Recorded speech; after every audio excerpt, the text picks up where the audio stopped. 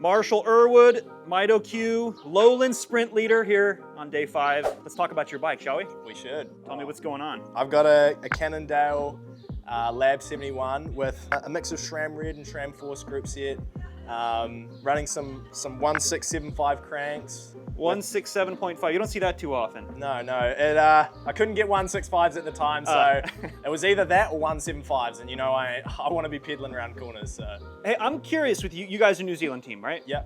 You guys also win road races. Are you a crit team or a road team? We are a road team, but we love to come over and do crits, and you know, like we try to get as much racing as we can coming over here. We've done a mix of like some gravel road races, you know, some Camisas, and yeah, crits. How's the crit race in the United States? Oh, it's definitely a whole lot better than the scene we've got home in New Zealand. You know, we don't have too many crit races at home, and to come over here and, you know, rip it up with the Americans, it's quite special. Tell me like the level of racing here in the United States in crit racing compared to back home or elsewhere. If you've done like European racing, like I've always wondered like what's the crit racing level, because we pride ourselves on our crits here. Yeah. America is full of crits, and you know, you race Americans and they've got a hefty like sprint on them, and it's all from like crit racing.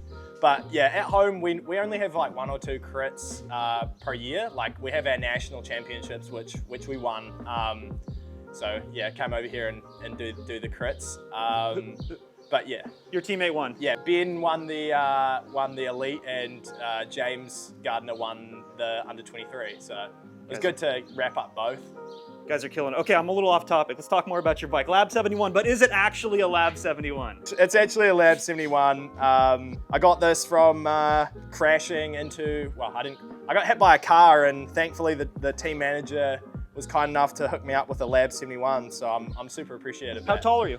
I am 187 centimeters. In freedom units, what's that? Probably like 6.1 inches. All right. 6'1". Okay, well, is it a 56, 58? This is a 56. And looks like you have slam stem. Slam is it a 120? 130, negative 17. Okay, nice and aggressive for crit racing. Bars? Pro Vibe Pursuit. Just a nice little 36 at the top, flared to 38. Okay. For the time being, you can run that? Yeah, for the time being until the rules change next year. And let's talk wheels and tires. Zip 404s, it looks like. Yeah, Zip 404s with some GP 5000 Continentals. Size 30? 30, 28. Ah, nice. So running a little bit of a mix here. Business in the front, party in the back. Yeah, and like a mullet. The mullet setup. The mullet setup. Custom colorway, looks nice. Where is it a custom, or do they sell it that way? Yeah, they sell it like this. This was the Classics version, I'm pretty sure. Yeah, this was the EF Classics version, like paint job bike that they had. Just matches nice with the kit. Yeah, matches nice with the kit, you know. So, what's Mido Q? Mido Q is a supplement that, it's like the mitochondria cell, so it helps. Oh. You take it and it helps repair your mitochondria cells. And last thing we haven't talked about is gear ratios. What size gearing are you running? I am running a 50-10, which, you know, next year could be illegal. Might be a problem. Might have to block that 10 tooth off. But for now, we are in, like, this drives me crazy. We are using that gear a lot. Yeah. So I feel like if the idea is we're going to be slower and safer, I think that's the idea behind the rule change, the potential rule change. We'll just be spinning faster. Yeah. Like I think like people are still fit, right? Yeah. They're taking Mido Q, they're still fit. Yeah. It's like if you block out the 10, you're going to be spinning, which is, I would say it's quite a bit. I mean, you go slower, but it's more dangerous, you know? You got people moving more frantically, so. Or maybe you don't go slower. Maybe you just spin a slightly higher cadence, and people are just gonna be having a slightly higher cadence, but they're still just as fit. Anyway. You see people here with like the 56 tooth, but they only stay in the 10 just because, you know, the shifting's a bit, well, it's fine, but some people think that it's less efficient, but I don't mind. Sure, cool. Well, hey man, good luck today. Thank you. You too. You guys don't need luck though. You guys are crushing it. I think you're 4 for 4. No, 5 for 5 so far. Hey, we didn't. No, 4 for 4. We didn't race yesterday. Oh, right. All right, man. Cheers. Appreciate you. Thank you. Ingredients: maltodextrin, fructose, and salt. Ingredients: maltodextrin, fructose, salt, and a gelling agent, which I don't really care for, to be honest with you. Okay, so same ingredients, but what about the price? Let's do a little bit of math. Divided by $51 is 21.4 grams of carbs per dollar. Equals 50.9, almost 51 grams of carbs per dollar. But it's even better because if you use code NORCAL, you'll get 20% off your first order, and that brings it up to 63.6 grams per dollar. That is three times the mix for the same amount of money for what's essentially the same ingredients list. Guys, what are we doing here? In the era of high carb fueling, we're talking 100, maybe even 120 grams per hour. It's a no-brainer here. And with code NORCAL, you're getting an additional 20% off. Don't forget, that code only works on your first order, so be sure to stock up. Thanks, Formula369. Now back to the video.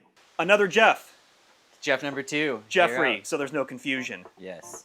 We're doing another bike check. So tell me what you got and tell me why it's right for Toad. Yeah, we're out here rocking the Chapter 2 Coco team bike, so we get the matchy-matchy with the kit, which always looks good out there on the course because that's a big portion out here. Look pro, ride pro. We got the pink, we got the matching bottle, we have matching stickers, decals, even the chain. Let's start with the chain. All blinged out.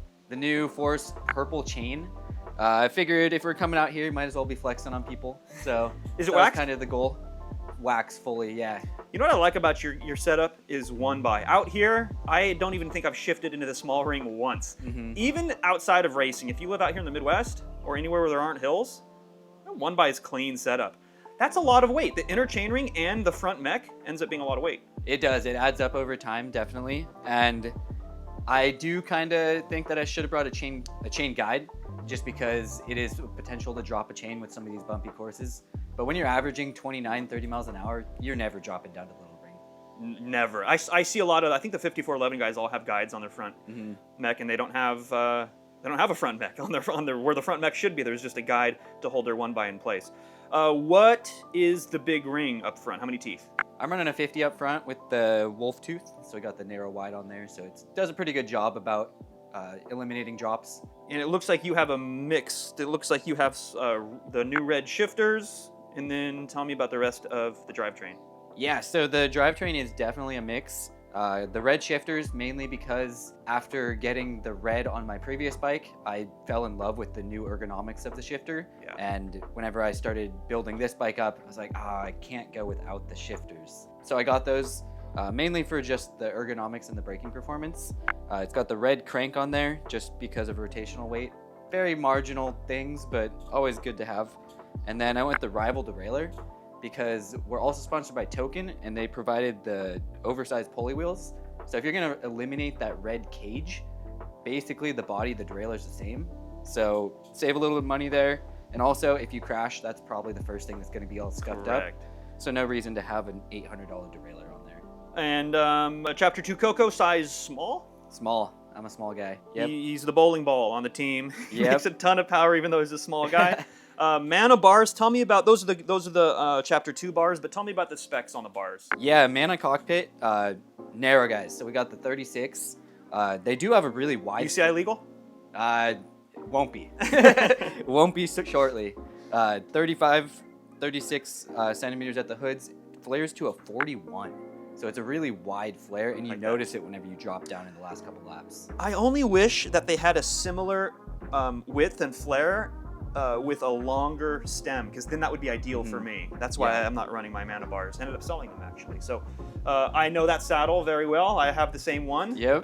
That is the 3D printed S-Works. Which one is it? The Power Mirror, this one's the Pro. No carbon rails, but still get the same shape and padding. Yep.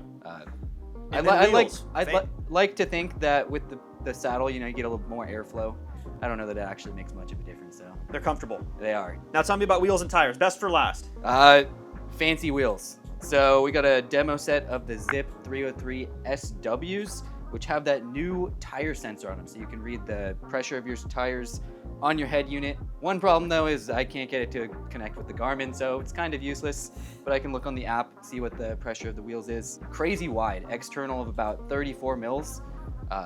And then I'm running a 30 mil GP5000S on the back, 29 mil Aero 111 tire on the front because watts are watts and 18 watts at 30 miles an hour, absolutely insane.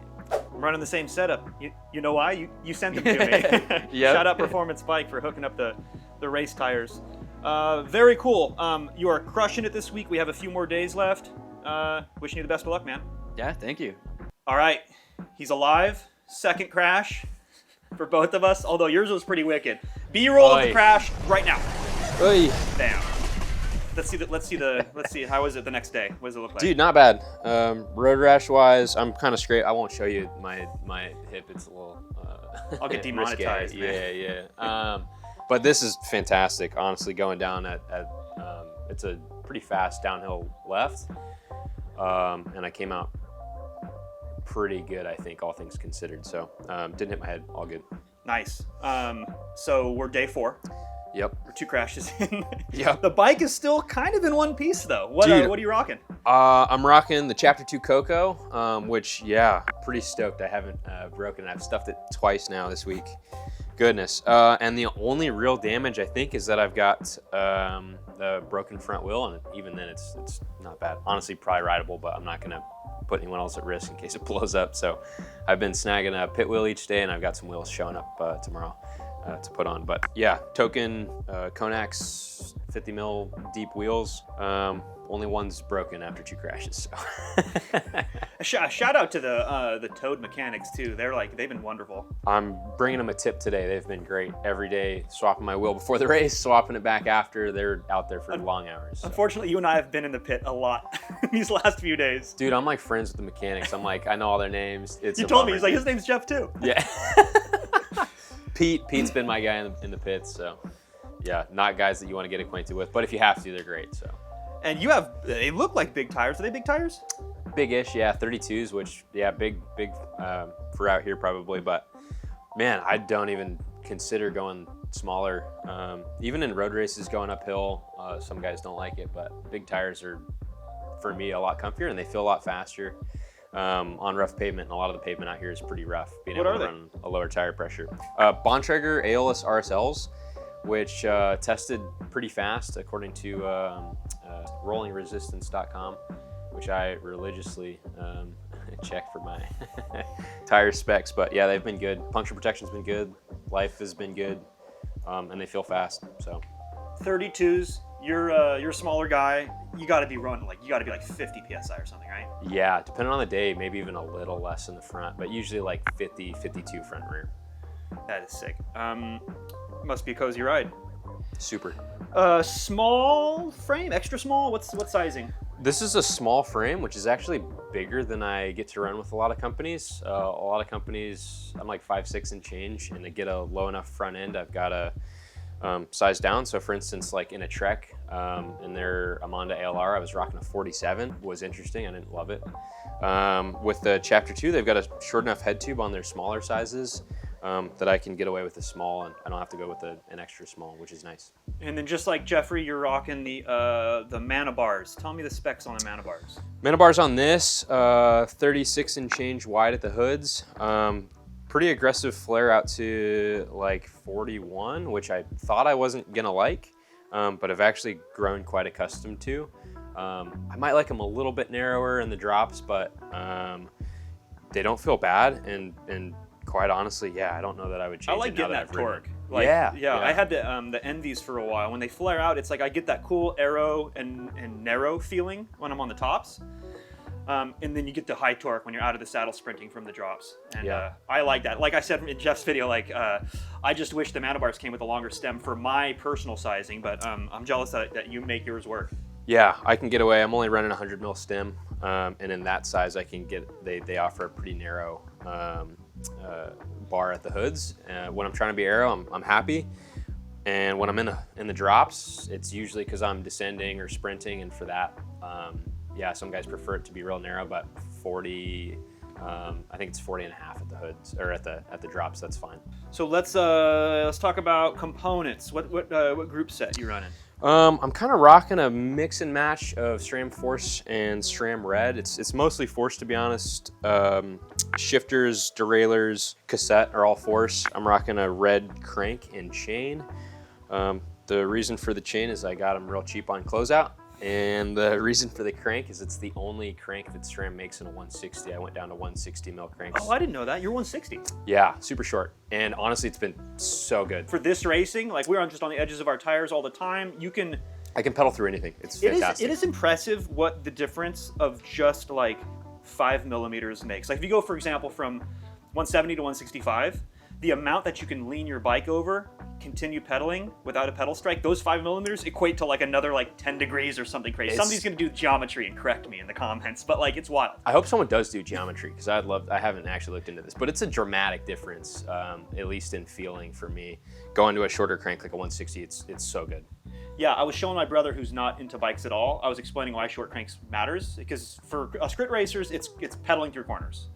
And I was leaning my bike over to show him where the pedal strike occurs, and I was like, I think I'm losing grip in my tires before I even strike a pedal. Like, it's pretty wild. The line is really far, even on 165, so I can't imagine 160s.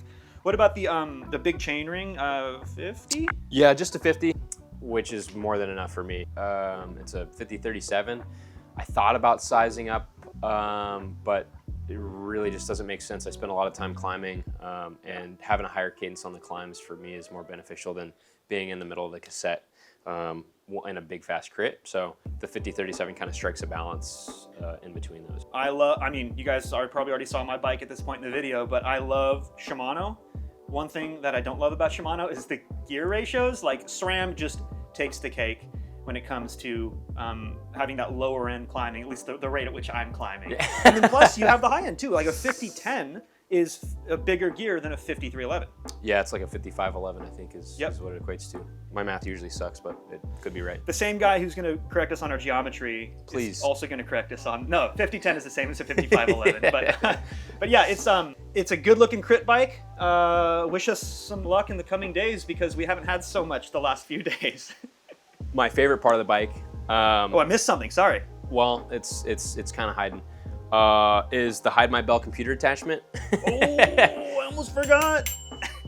Which I love ringing during crits. Some people yell inside. Brad, show me again. What is it? I just ring my bell. Sick, man. Thank you. Yeah. What's up, y'all? Bike check video here at Toad. You guys know I'm rocking the Tavelo. I talked about this in another video, I think. But here she is. We're like day 3. It's already been through a couple of crashes. You may have seen. Tavelo Aero, of course. This is just a crit bike.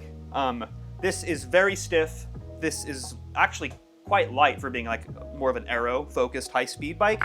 So that's what I've built this on. And their own bars, which is a pain to route cables through. I have a whole video about this bike if you want to learn more about that. I think these are UCI legal. These are 38s on the top. And there's a little bit of flare, not a whole lot. I think they go out to 40 or 42s on the bottom. Let's talk wheels though, because I think that's pretty exciting. Number 6, 50-58s.